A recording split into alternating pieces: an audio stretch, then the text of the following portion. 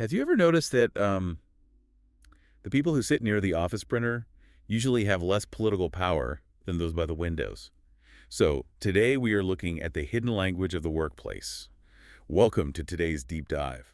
Yeah, it is a fascinating topic. We spend a massive portion of our lives navigating these ecosystems. Right, exactly. And our mission today is to decode the essential English vocabulary that defines where you work, who you work with, and, how you feel about it. Because you really want to be able to describe your exact professional reality without just saying, well, I work in an office. Yeah, it is so vague. So looking at the sources we are drawing from today, we really want to break down these terms and give you real-world examples so you can use them in daily conversation. Before we even analyze the daily grind, we have to look at the people around you. So take the person in another branch of your company doing your exact job, they're your opposite number. Or in more formal corporate environments, your counterpart. Wait, counterpart is easy enough, but navigating the structure above you is where it gets kind of tricky. Oh, absolutely. Corporate cultures are highly hierarchical. Right, they are driven by a strict pecking order. I mean, it genuinely feels like a high school cafeteria hierarchy sometimes. That is a perfect comparison. It dictates everything from promotions to social dynamics. Because if you misread who sits at which table, deciding to, take the initiative and make decisions without being told can backfire spectacularly. Exactly.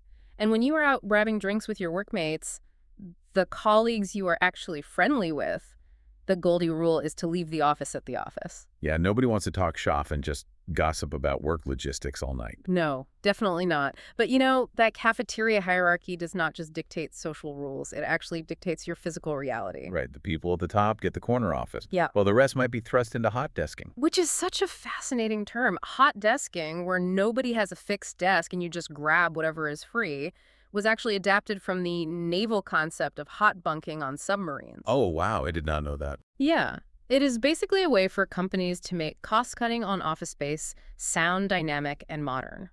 Or, on the more flexible side, you might negotiate a job share to split a single role's hours with someone else, to manage childcare. Yeah, that makes sense. But compare being stuck behind that shared desk to the vocabulary of shift work or field work. Right. It is a totally different environment. If you are doing factory work, the day shift is often described as mechanical and repetitive.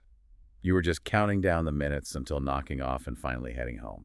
While the night shift introduces a totally different psychological challenge, it becomes monotonous. Because of the lack of people, right? Exactly. The lack of natural light and human interaction makes those repetitive tasks feel incredibly isolating. People in those roles often crave something more challenging, something that actually tests their abilities. Now, I actually have to challenge this whole concept when we look at society's so-called glamorous jobs, like, say, being a commercial pilot. Okay, yeah, people really admire that profession. They do. But the reality involves totally irregular antisocial hours that completely destroy your weekends. Oh, for sure. And long-haul flights that are frankly mind-numbing because the plane practically flies itself to these super tight schedules. Isn't being stuck behind a desk with a predictable schedule actually much better? Well, you would think a predictable desk job is better, but studies often show the lack of autonomy behind a desk causes far higher stress. Wait, really? Even with regular hours? Yeah, a pilot might have terrible antisocial hours, but they have immense life-saving authority in the air.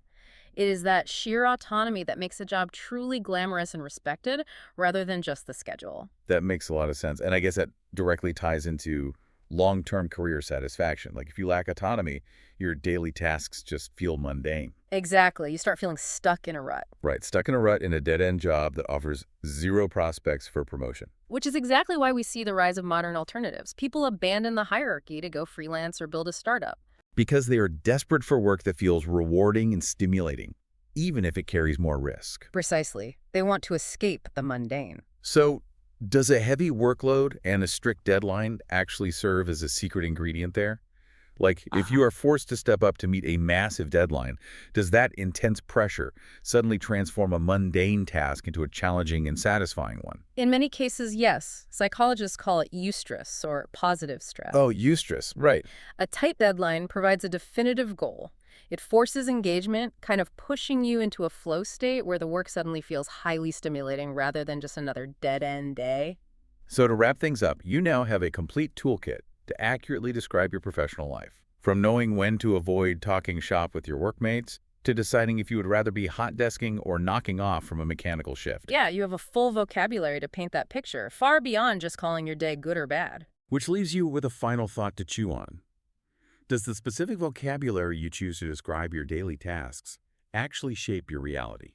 If you stop calling your job a dead end and actively look for the challenging, stimulating aspects, does the job itself change or just the story you are telling yourself about it?